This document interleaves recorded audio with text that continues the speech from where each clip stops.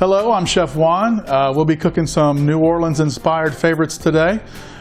We run a kitchen out of Durham, North Carolina called Succotash. My name is Chef Juan. Welcome to Creole Kitchen Chronicles. Today we're going to be making two delicious dishes. One of them is called Catfish Bienville. It's going to be sort of a bechamel seafood stuffing on top of a baked catfish. Today we're serving it over a nice arugula salad with a simple lemon vinaigrette. All right, we're also doing a Drago style char-broiled oyster dish. It's also called barbecue oysters in New Orleans. So that'll be nice, baked with lemon butter, garlic, Parmesan cheese, and herbs. All right, so let's get started.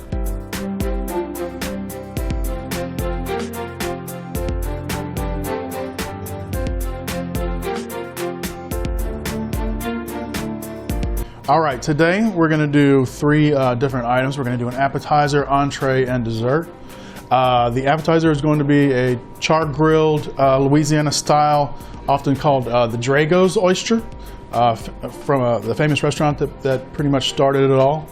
We're going to do a Catfish Bienville, which is a Cajun Creole favorite. I'm sure a lot of people have heard of oysters Bienville. Well, this is sort of like the catfish version of that. It's stuffed with a bechamel, seafood bechamel. It's going to be baked in the oven and served with a lemon beurre blanc. So that's our entree. Our dessert is going to be a pear brulee, or a bruleed pear, where you toast sugar over fresh pear. You serve it with burnt honey, mascarpone, and powdered sugar. And that's going to be our dessert. All right, let's get started today. We're going to start with the compound butter. This compound butter is really nice because you can do a lot of stuff with it.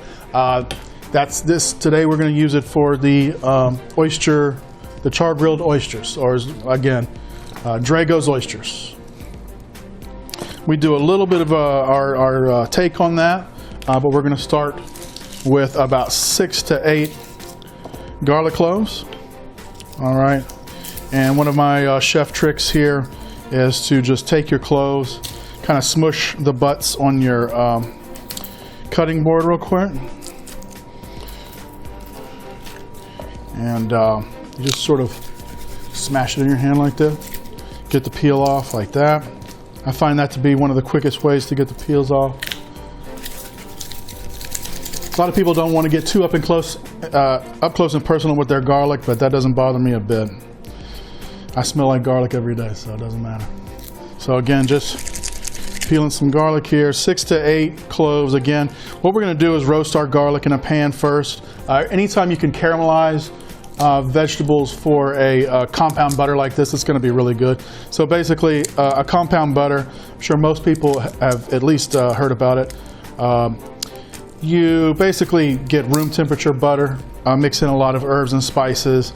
Today is going to be a garlic shallot compound butter. You can put this over steaks, you can put it on pork chops, you can serve it with seafood, and again, today we're putting it over oysters.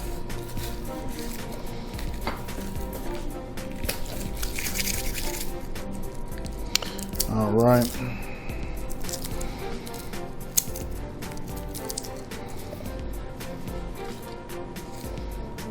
All right, I got about 7 cloves here. All right, get our peels out the way. We're going to put this in a pan with a little canola oil. Actually, get a smaller pan.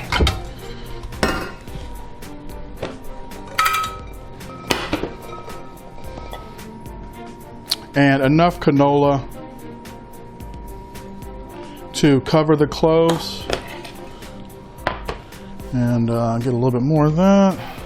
All right, so we're just going to get a little more canola in here just to barely cover these garlic cloves. All right, over your stove.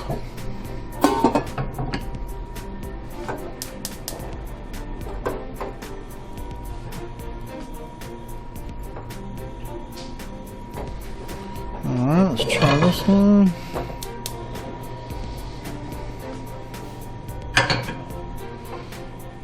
All right, we're just going to slowly bring these garlic cloves up to temp.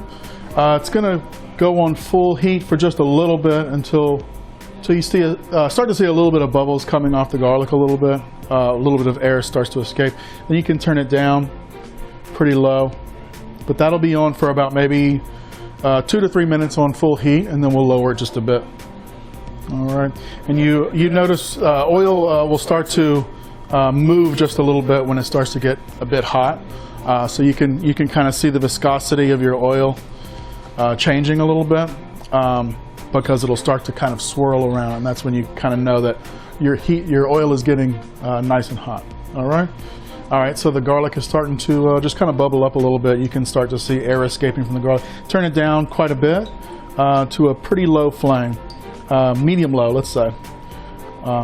And that's going to work for about 15-20 minutes. You start to see a little bit of color on your garlic. All right, so in the meantime, while the garlic is going, we're going to start to prepare the rest of the compound butter. Start with 1 shallot, cut both ends off. Just give it a little score.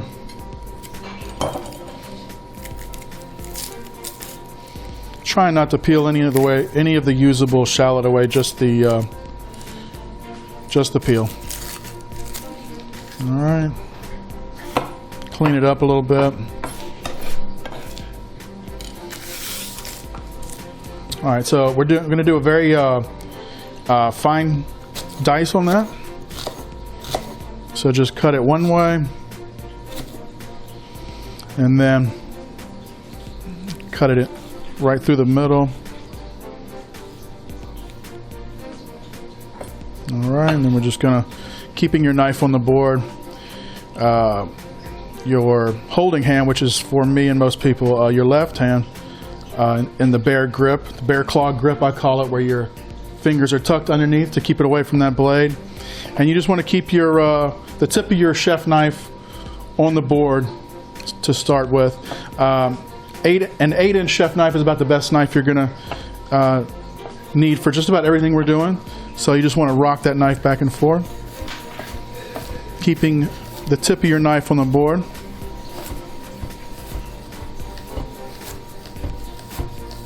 Just want to chop that up nice and fine. We're going to chop it up finer in a little bit anyway, so if it's a little bit rough to start with, that's fine.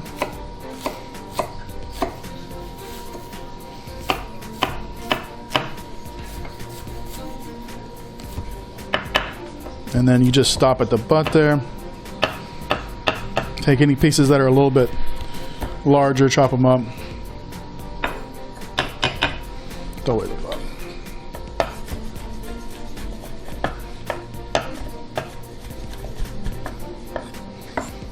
All right, that's 1 shallot.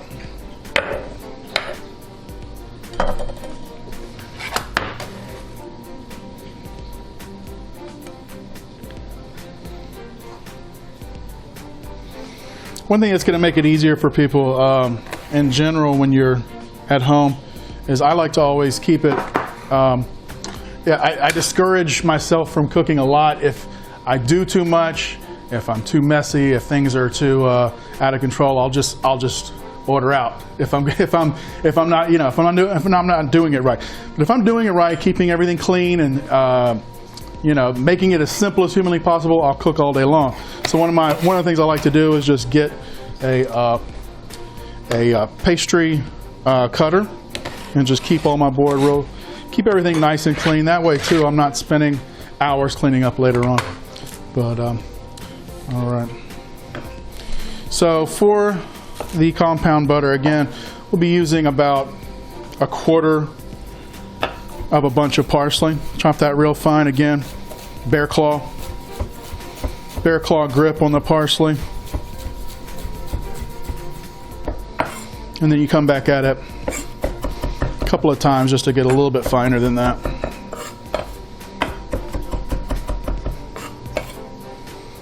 All right, that's that. Come over and check our garlic. Turn it down quite a bit.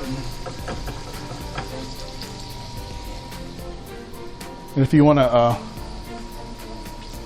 maybe get a tight shot of the garlic as it starts to brown up. So we're moving the garlic around a little bit as well. So even though you've covered your garlic with oil, they're going to float a little bit as well. So you just want to kind of keep them moving. Flip them over if you start to see it too light on one side and too dark, it's getting darker on another. So you just want to keep it moving.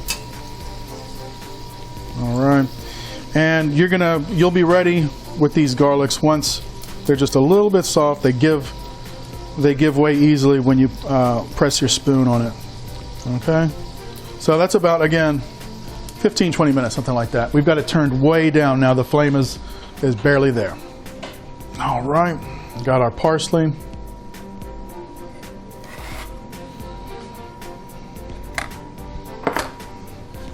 All right, now I'm gonna do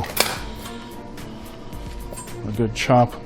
Now I've got a bunch of green onions here. It's gonna make about 1.5 to 2 cups of chopped green onion here. I'll use half of that for my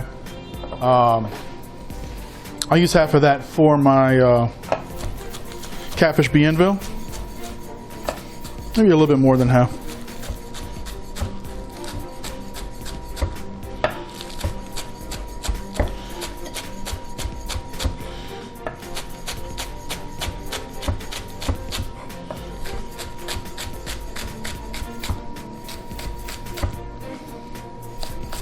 All right, I go almost all the way down to the butt,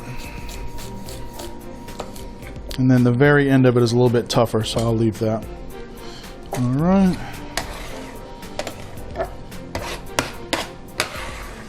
Now, I've got I've got 1 pound of butter here, cut into knobs, and we're going to basically leave that out at room temperature. You can leave it out, a whole day if butter is fine, but you can, as long as you leave it out for a few hours, it'll be warm enough to use for the compound butter, and you can also use room temperature butter for the beurre blanc that we're going to make that goes with the Catfish Bienville.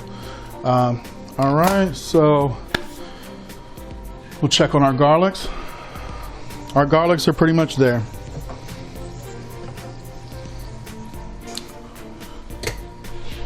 Now you're going to strain your garlic.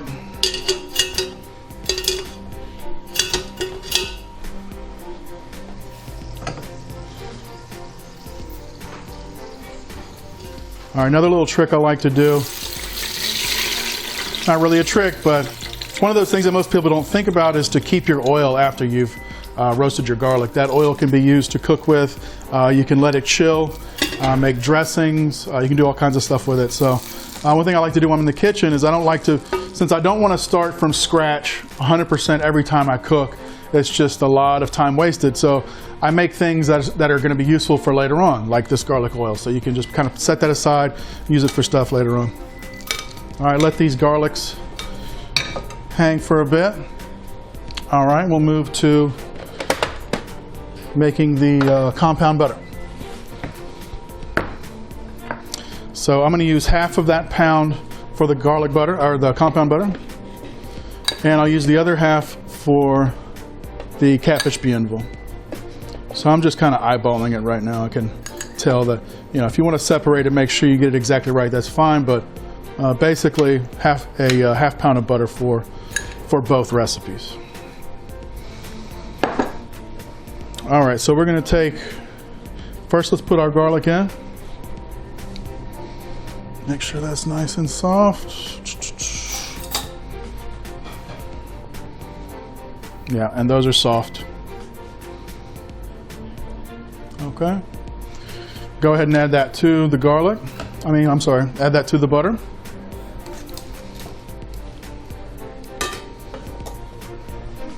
All right, and again, our butter is nice and soft at this point. We'll grab a couple of good pinches. And when I say pinch, I'm talking about all 5 fingers. So a couple of good pinches of your parsley. I've got fresh cracked pepper here. Just give it a good bit of that. I would say about a half teaspoon of that.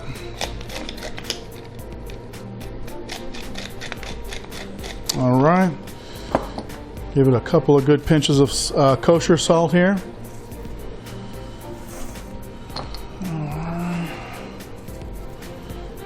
the best kosher salt is Diamond Crystals. It's got the perfect potency, perfect texture, especially for grilling meats. So I recommend the Diamond Crystals kosher salt when you can find that.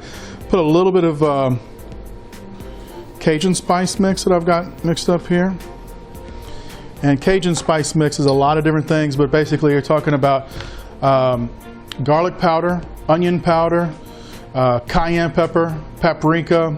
Some people use mustard powder, just a tad bit. But that's your basics. Also a little bit of oregano, a little bit of dried parsley in there as well. Some people add a little bit of rosemary. It's up to you. Cajun mixes has got a lot of different variations. All right, now we've got our shallots as well. You want to drop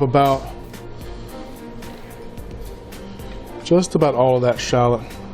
Let's just say the whole shallot in one bowl.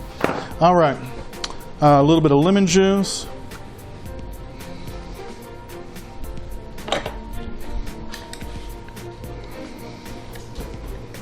All right, and if you happen to have one of these fancy gadgets, you're lucky. These are nice. All right, so one lemon, one full lemon. And that was a half. We'll do a full lemon. All right. We're also going to use a little bit more lemon when we actually char grill up the oysters. So we'll just keep this handy right here. All right.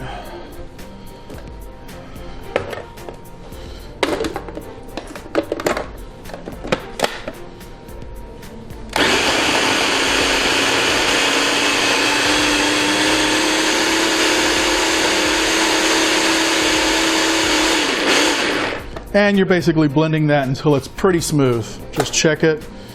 Also grab a spatula and just get you a rubber spatula. These are great. Just clean off the sides of the wall a little bit here. Just wipe the sides, get it back in there. And you're gonna blitz it again.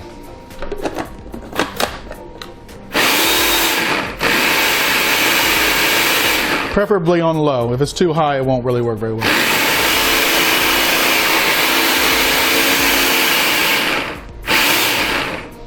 All right, and just clean up the sides a little bit again and do it one more time. So a couple of blitzes, 2 or 3 blitzes.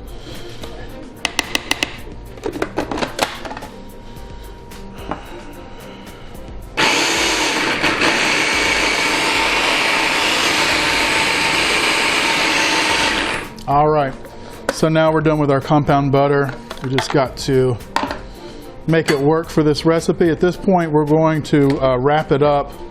And you can use the refrigerator. We'll keep it out since we're about to use it, but you can put that in the refrigerator up to about, I'd say, 3 to 4 weeks, or you can freeze it for a long time. All right, so just a little bit of, we'll be right back. All right, we're back. We've got our compound butter ready to store or ready to make into a more convenient method of storing. So basically this is what you're going to do. The easiest way to store your compound butter, the best way to be able to use it whenever you need it, is to roll it up into a little log, and that's what we're going to do. It looks like a little butter sausage, which sounds amazing. Maybe that's one of our next recipes, is butter sausage. All right, so what we're going to do here, just try to get as much of this out as you can. It's a little awkward with a food processor, but just try to get as much of this butter out as you can.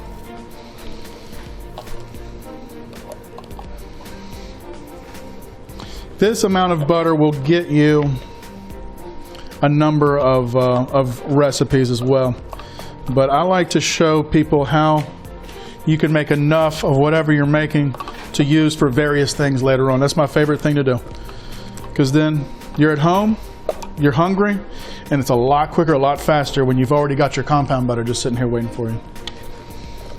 And again, it stores forever in the freezer. All right. Just grab another spoon. All right, get all of that compound butter off there. keep the spoon. All right, so what you're going to do is try to just spread it out a little more evenly. Try to get it in a nice, consistent lump here. All right, and then I've got a small bit of wrap here. I'm used to the big chef, the big restaurant wraps, but this one, this will work. We just got to be a little more careful with it. All right, so just what you're going to do is just double it over like an envelope like this. All right, and then you're going to just roll it a little. And again, we're using a small amount of wrap, but this will work. All right, and then you kind of just roll it like sushi almost. Kind of keep it tight. Get some of the air out. All right, and then that's your garlic. That's your garlic compound butter. Okay, we'll let that chill for a little bit. We'll be right back. All right, so we're back. We're going to start to shuck our oysters for the oysters Drago style. Just get you a nice towel. Gloves are good when you've got them, but it's not too bad shucking oysters as long as you got a good towel in between your hand and the shucking knife. Always making sure to point the knife more or less down as much as you can. All right, so with these oysters, you're going to want, these are blue point oysters here in New York. Very good oysters.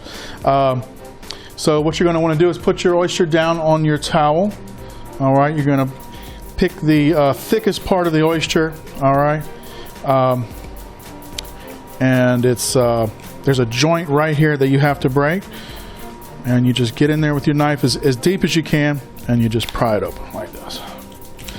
All right, cut the top. There are two tendons, one on each side of the oyster, so you're gonna want to cut it as you go. All right, you're going to use your oyster shells so you don't discard them. All right, just cut this. This is a bit of ligament that is very tough, so you want to cut that out. All right, you just want to keep that clean right there. And again, there's another ligament underneath, or there's a more connective tissue underneath that's connecting it to the shell. So you're just going to want to slice that. All right, keep that right there.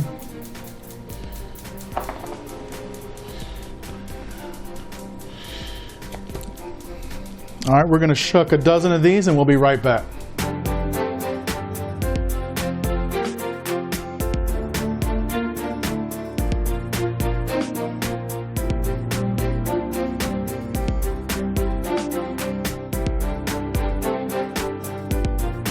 All right, and we're back. I've got all your oysters over here laid out. If you can get some oven racks for that, that would be perfect. These are going to be char-broiled, but you don't want to drop them directly on your grill. I mean, you can, but it's a little bit messier. You lose a lot of the juice that is created when you're char-broiling these oysters. So I like to put them on, make it a lot easier for myself, just put them on an oven rack, okay? The only thing we're going to do now is get a little bit of thyme. I would say about a teaspoon, a good pinch of thyme. And you catch the thyme when the when the stems are nice and soft. You can pretty much cut right through those. That's fine. You don't have to worry too much as long as you cut it nice and fine like I'm doing here.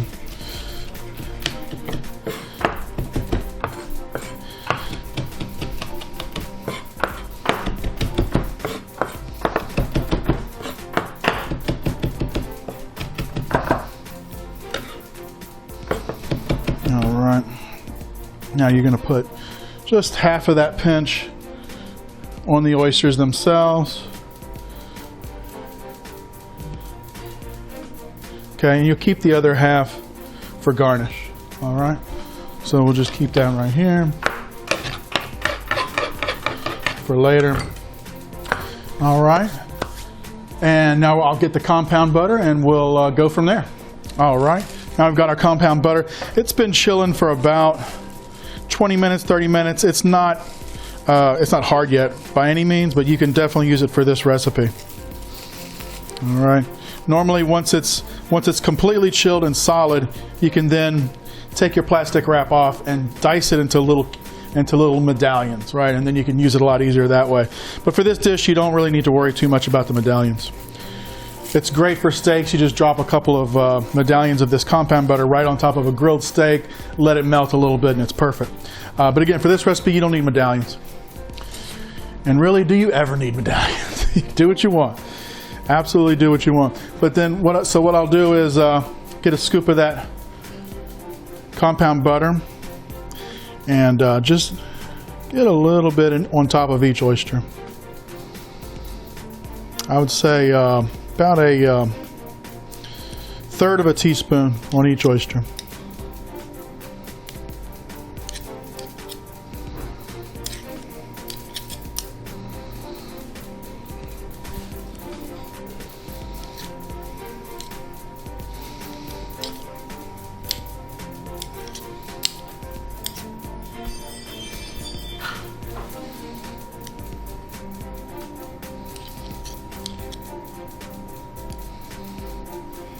Okay, almost there. One little set that we kind of skipped over. You just want to make sure you drain out the brine that's inside of each oyster a little bit. You don't want it to get too saucy, and you want the flavor of the butter and the cheese in this recipe to come through. And if it's too juicy of an oyster, which is great for eating on the half shell, but if it's too juicy in there, you'll lose a lot of that flavor. All right, go ahead and store my compound butter again and let it get cold for later.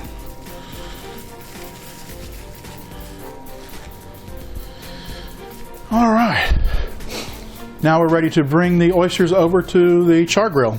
We'll be right back. All right. We've got our oysters here, bringing them to the grill. Just plop them straight on top.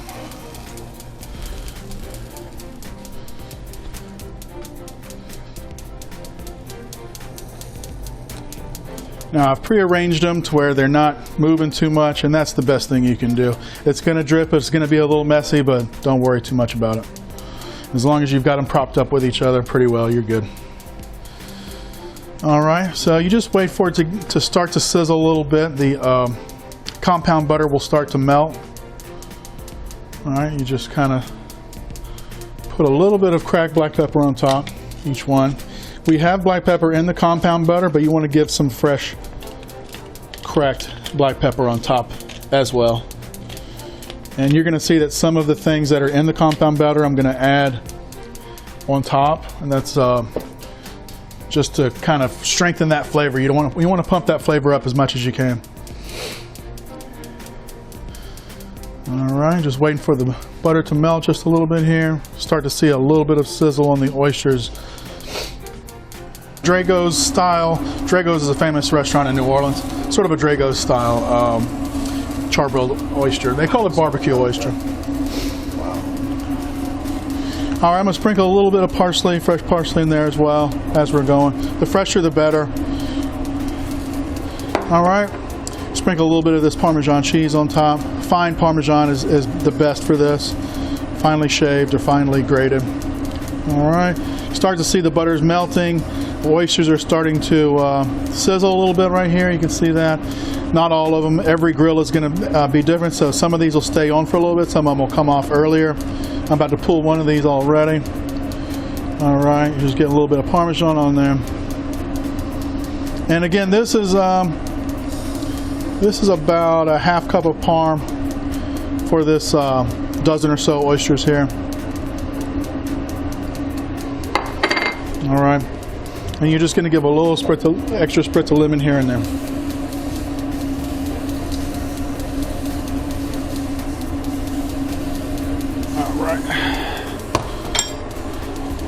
All right, this little guy is pretty much ready over here. He's sizzling the most. All right.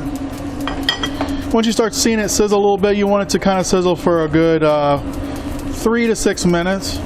Once you get a really good flame on it. 6 minutes might be a little bit over, between 3 and 5. All right. I'm just going to move some of the oysters around a little bit. I don't want to move it too much. Again, you lose a lot of that juice, but you're going to have to, because again, every grill is different. So you've got hot spots and you've got cold spots. All right. This guy is beautiful. He's sizzling up really well. All right.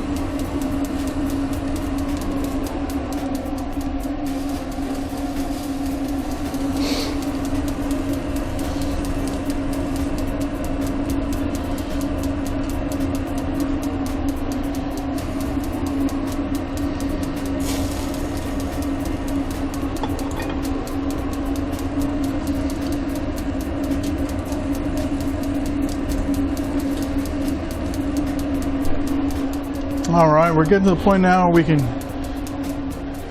put together the plate. I usually serve this in a restaurant, either dozen or half dozen. We're going to do a half dozen right now on this plate here.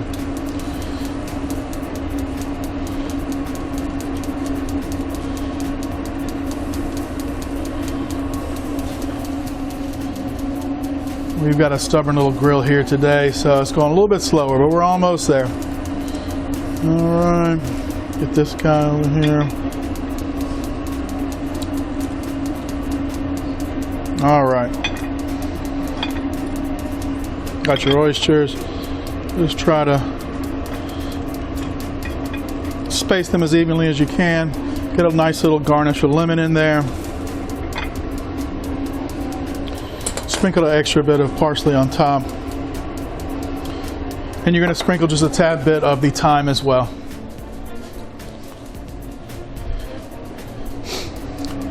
One thing as a general sort of chef trick that you want to think about is your herbs have a lot of different qualities to them. So when you cook them, it's going to be a different flavor than when they're fresh. So I like to cook it. I like to have my herbs a little bit in the beginning and a little at the end, right? So a little bit that you've cooked and have sort of married in with the sauce or whatever it is that you're cooking, and a little bit of fresh at the very end or on top as a garnish, so that that fresh herb flavor comes out as well. I have one of my cooks at my restaurant calls it useless herbs whenever I throw them on at the end there. So he says, oh, you forgot the useless herbs. And we laugh, but they're actually very useful. That fresh herb flavor at the end is not just to look pretty, it actually has a good amount of flavor as well. So I'm usually pretty liberal with those. All right, and there's your oysters Drago. It's my take on oysters Drago. That's a famous restaurant in New Orleans, but I added a couple little things of my own. But there you have it. All right, we're going to go straight into our Catfish Bienville now. All right, you're going to start with a whole bell pepper. I've already started to cut it up, but you just pull off the cap, throw away the seeds on the inside, pull away a lot of that, as much of that pith as you can. All right, so you clean it up as best you can, get all the seeds, the stem, everything out of there. All right, just cut that in half. Cut that in strips. Doing a dice, so you're going to start with strips. Doing about a 1/4 inch dice. Medium dice.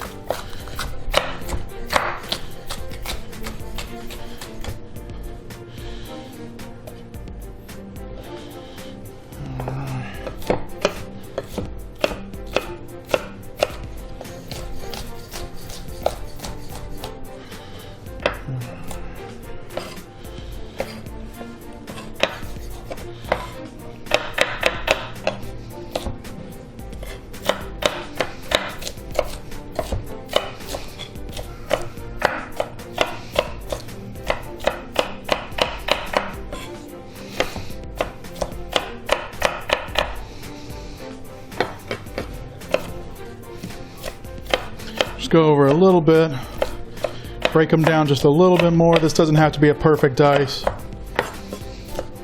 right.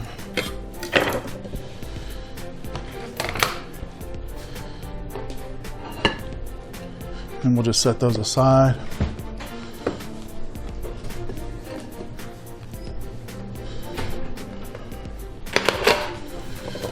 All right, you want about 1, 2, 3, 4, 5. You want about 5 ribs of celery. Strip them down the middle. Okay, cut them right down the middle, make them a little bit smaller. All right. All right, you're going to get a similar size dice on the celery as well.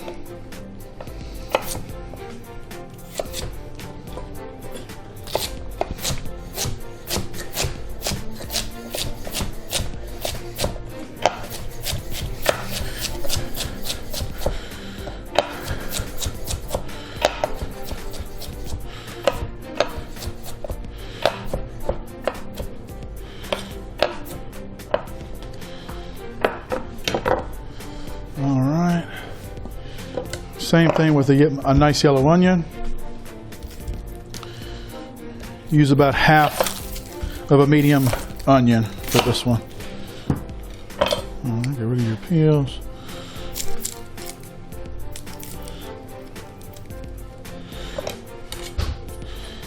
Now, I have yet to find the perfect way to peel an onion, but do the best you can with it. You just grab it to peel the best you can and rip it off. All right. All right, we're going to dice this the same size basically. You want to do one slice in the middle, then another slice on top of that, and then you're going to just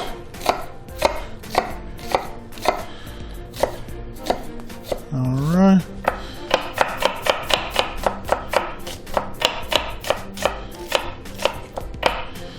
All the way down to the butt. But you're cutting the butt out of it. All right, get rid of that. All right, we've got our veggies for the Catfish Bienville. Now we're going to make a bechamel stuffing. All right. Just click our flame on nice and high. All right, we're back. Do a little bit of garlic for this Catfish Bienville stuffing as well. So again, doing 3 or 4 cloves of garlic. All right, you can also just give them a quick smash on the table just like that, and the peel should come off pretty well. All right, cut that one. All right, and we'll just chop the garlic. We're fine, but not super fine.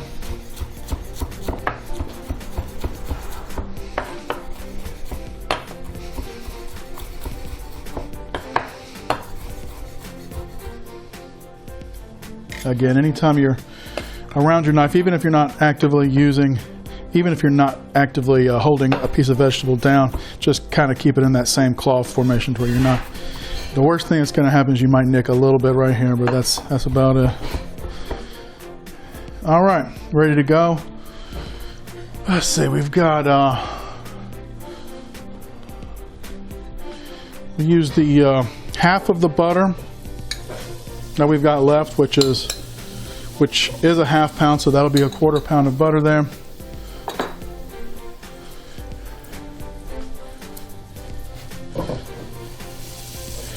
Using a splash of olive oil, and that's about a tablespoon of olive oil, maybe a little bit more. All right, all right. All right, now that your oil and butter are nice and hot, you want to pull that off the flame over here and go ahead and put in your celery, your onions, and your bell pepper. All right, you've got all that in there. Start sauteing that up real nice.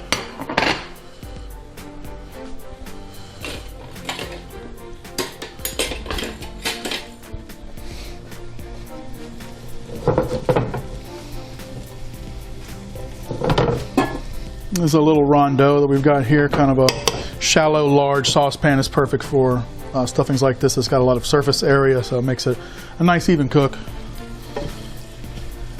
All right, start sweating those down. You want to get the onions to where they're basically transparent, or translucent, I should say. All right, we're going to throw your garlic in there.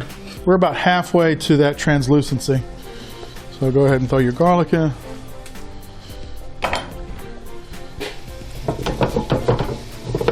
Stir that in there real good. good. And you're gonna let that go for probably 8 minutes or so. All right, we're gonna start prepping our fish, and we'll come back to this. Be right back. All right, we're back. Just working on the Catfish Bienville stuffing. This is a bechamel. So we've got the peppers and onions over here. We're just gonna drop about a cup and a half of pretty finely diced mushrooms. They can be button mushrooms, baby bellas. If you want to get wild, you can add any kind of mushroom you like, really, but those are the standards, or baby button, or baby bella and button mushrooms. All right, we've also got a pound of shrimp here that is diced into about a 1/2 inch to a 1/4 inch dice right here. What we'll do is let those mushrooms saute down just a tad.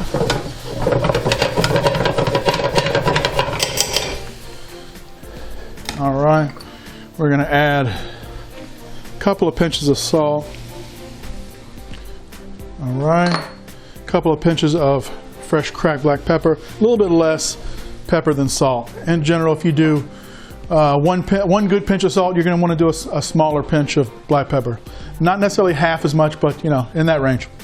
All right, we've done that. All right, we'll add a little bit of powder oregano or dry leaf oregano, either way. All right, we do a little pinch of Cajun here.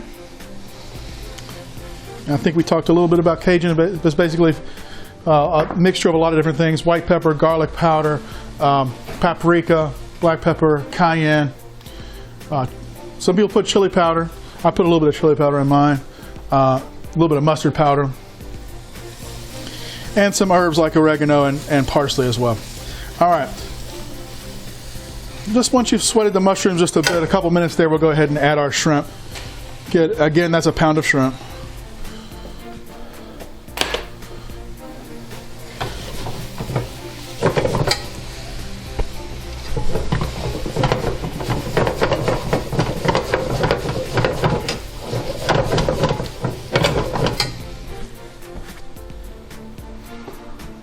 All right, while that's going,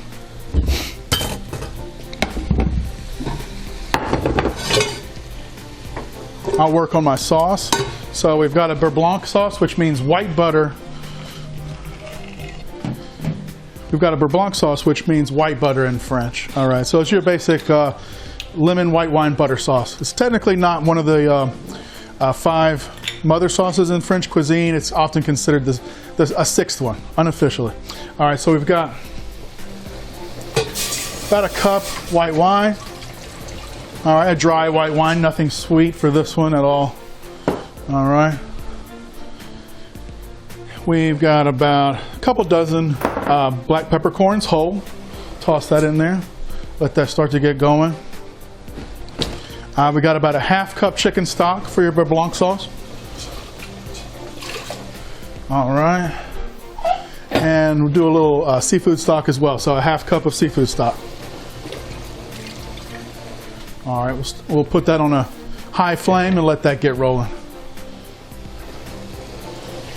As soon as it comes to a boil, you're going to want to cut it though to a fairly slow simmer. All right. Now our shrimp are about halfway there.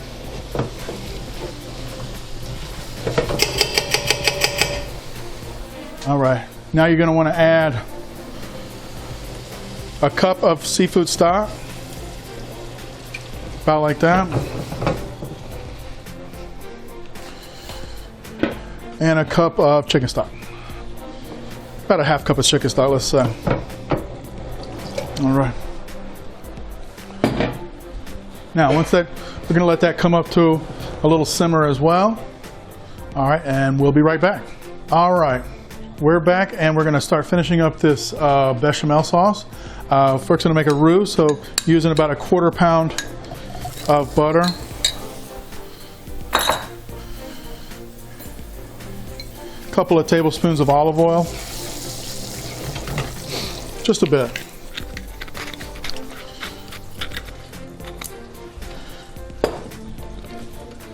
All right.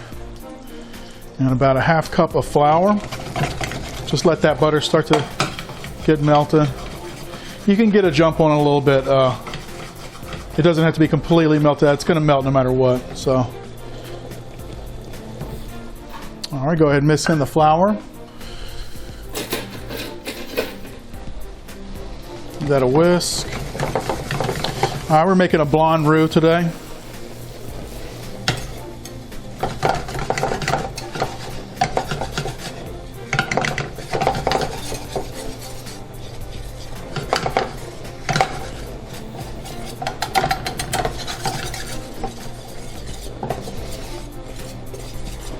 Is a pretty thick roux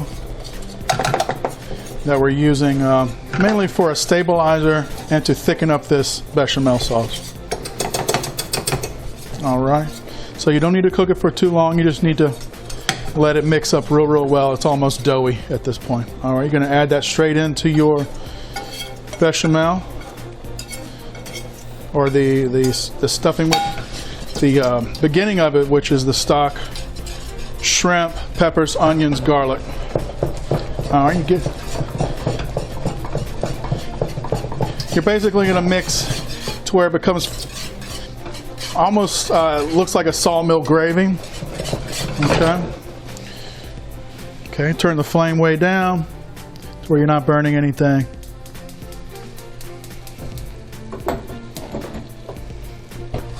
All right, mix that up. Don't need your whisk anymore. All right, now we're going to add our cream. And that's about a cup of cream. I'll go a little bit shy, not quite a cup. All right, go ahead and mix all that in real good. We're just going to let that bubble a little bit of light simmer on that.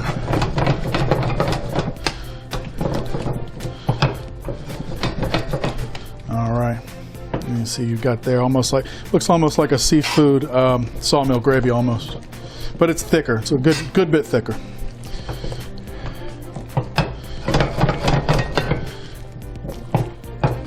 All right, now we're going to add some more seasoning. Go in with some Cajun. Good 2 to 3 pinches of Cajun. Good pinch of parsley, a couple of pinches. About a half cup of chopped green onions.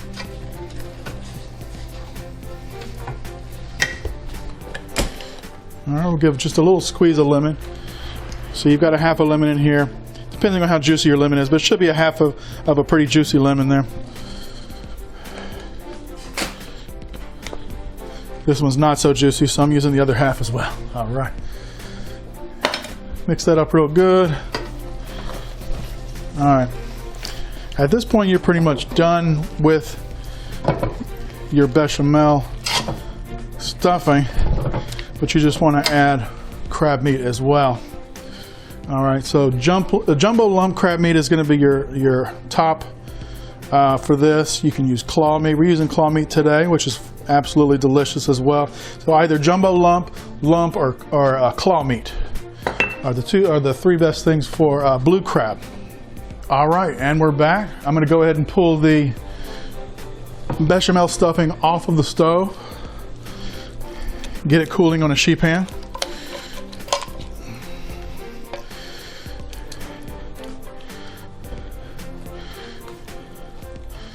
All right, just spread it out as thin as you can.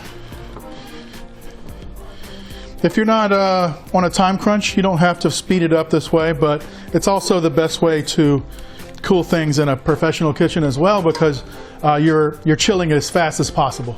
And that's, as far as food safety, that's the best thing you can do. All right, so we're gonna go ahead, toss this in the refrigerator, and we'll be right back. All right, and we're back. We're gonna go back into the beurre blanc sauce, which will be served with this fish dish. All right, throwing 3 to 4 cloves of garlic in there. All right, we're gonna put a cup of heavy cream. All right, in addition to that cream, we're just gonna add a few sprigs of the fresh thyme. We're gonna let that simmer down to about half. Okay, so once you've simmered your stock and your cream down about half, it'll start to thicken up just a little bit. It'll be really nice. We're gonna let that go, and we'll be right back. All right, and we're back. Okay, so now we've got our fillets of catfish, and we've got our bechamel that's been chilled in the refrigerator for about 30 minutes. All right, you want it pretty chill. That way it doesn't fall apart in the oven when you go to bake it. All right, so you've got your catfish here. We've got salt, black pepper, a little bit of Cajun, and we're gonna put a little bit of white pepper as well. White pepper has can have a bit of a pungent flavor, so you want to use it a lot more sparingly than you would black pepper. All right, now we're ready for that. We've got a saute pan over here, big enough for both of our two fish. Needs to be a little bit hot, not too hot, because you're going to bake it in the oven. All right, we're going to go ahead and throw our fish in there. And again, it doesn't have to be too hot. You just want to get a little bit of heat under it so that it'll just start to cook. It's going to cook real fast in the oven, so you want to make sure the bottom of the fish is cooked as well. All right, you've got your beurre blanc sauce going over here as well. And by the time our fish is ready, our beurre blanc sauce will be ready. All right, we'll go ahead, take your bechamel stuffing that we've been working on. All right, just lay some right on top like that. And like I say, this is like a lot like making a sawmill gravy, but much thicker, to where it holds up as a stuffing.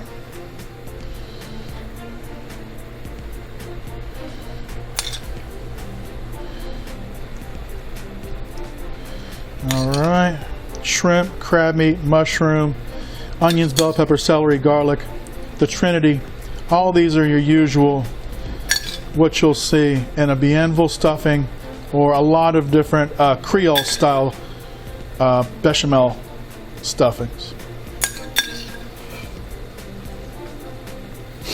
All right, now that's ready for the oven. All right, we're going to go ahead and toss this in a 375 degree oven for about 11 to 12 minutes. All right, go ahead and do that. We'll be right back. All right, we're coming back here with the beurre blanc sauce. As you can see, now we've reduced our cream white wine down to a little more than half, and it's nice and thick at this point. All right, you can see how it's thickened up quite a bit. You've got all your herbs in there, your thyme, black peppercorns, garlic. All right, now we're going to throw in about a quarter pound of the butter. And you can turn the flame almost off at this point.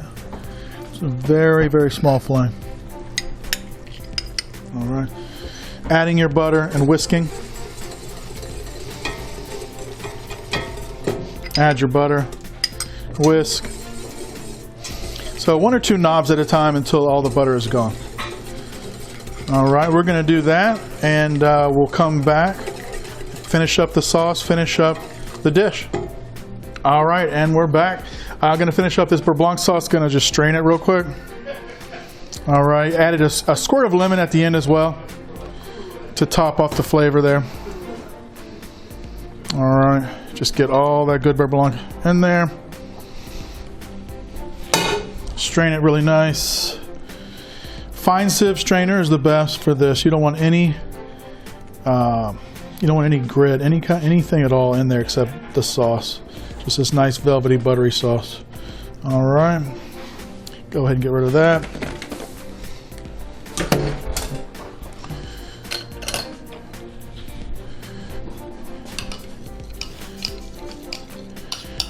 Now a bit more cream added to this will bring it up a little bit as far as color goes, but the flavor is spot on here. Okay. All right, it's a little thick, but not too thick. All right. Basically coats the back of the spoon. When you turn it over, the back of the spoon, it's still coated, and you can drag your finger through it, and you see a line. Right. That's when you know your beurre blanc is just perfect. All right. Now, to serve underneath our fish, we're just going to do a quick, just real simple dressing of arugula. A little bit of white pepper, a little bit of salt, a little bit of fresh cracked black pepper, and a little bit of thyme and fresh parsley there. All right, I'm just going to squirt it with a lemon. All right, give it a little bit of lemon. A little bit of pith is fine on that too. This is a nice, fresh, delicious lemon. And we'll do a little bit of olive oil with that. And that is it, just a little splash of olive oil. Just going to quickly dress these greens. You don't want to take away too much of the flavor, so you're not adding a lot here. You just want it to be a nice fresh, especially for spring and summer that we're coming into. Just want it to be a nice fresh bed of arugula underneath this more or less rich and heavy fish. All right, so we'll just drop a little bit of arugula on each plate here. Okay, make a nice little pile. As far as presentation goes, you want to make it as high as you can. The old chef I used to work with called it fluffy. He wants it to, everything to be nice and fluffy, no matter what it is. Fluffy, fluffy. All right, now that's ready to go. We're about to pull the fish out of the oven. We'll be right back. All right, so we've got our fish out the oven. Again, that's about 10 to 12 minutes on 375. And you basically want to just get like a nice brown color on your bechamel stuffing on top, and make sure that you're sizzling around the edges of the fish. You got a nice color around the sides of your fish. The fish starts to break up just a little bit, starts to separate just a tad bit. That's when you know you're just right on the money. All right. I'm going to look for a spatula and we'll be right back. All right. And we're back. All right. We're going to finish up this Catfish Bienville. All right. Got the plates with the arugula. And again, you can do this with grilled asparagus, roasted tomatoes, that sort of thing. But anything green is nice with this dish as well. All right. Nice and fresh and green. All right, we're just going to get in there with the spatula. With a nonstick pan, that's always a little sketchy. Sometimes it's perfectly nonstick, sometimes it's not. I try to actually just stay away from anything that says nonstick and just use cast iron. Today we're using nonstick. All right, and again, it's going to stick just a little bit. Cast iron is the best. Cast iron is the best. All right, so we're going to come around here. We're just going to place that kind of half on and half off the arugula. Okay, just like so. All right. Keeping that fish intact as much as you can.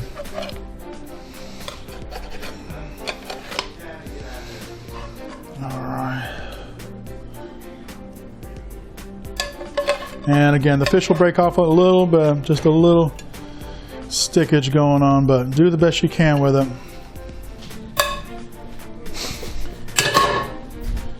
All right, give the plate a little clean there.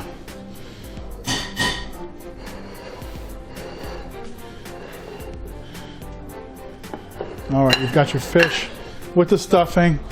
Now you're just going to top it off. You got your beurre blanc sauce here. Let's give it a little bit blanc. You can even go a little bit on the greens with the beurre blanc, that's fine. All right.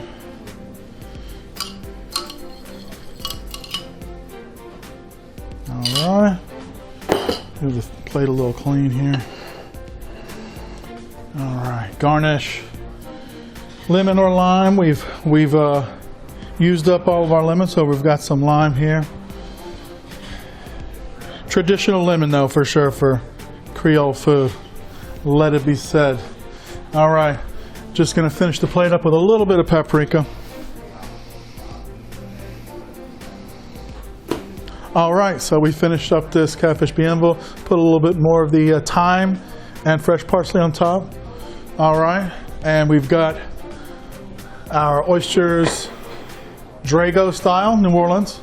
Drago style oysters, or they call them barbecue oysters down there. So we've got those two dishes for you today. Looks good, it tastes even better. All right, so we cooked two great dishes today from the New Orleans area. We've got Catfish Bienville. And we've got the Drago style char-grilled oysters. And I hope you enjoyed watching today. I'm Chef Juan, and this has been Creole Kitchen Chronicles. We'll see you next time.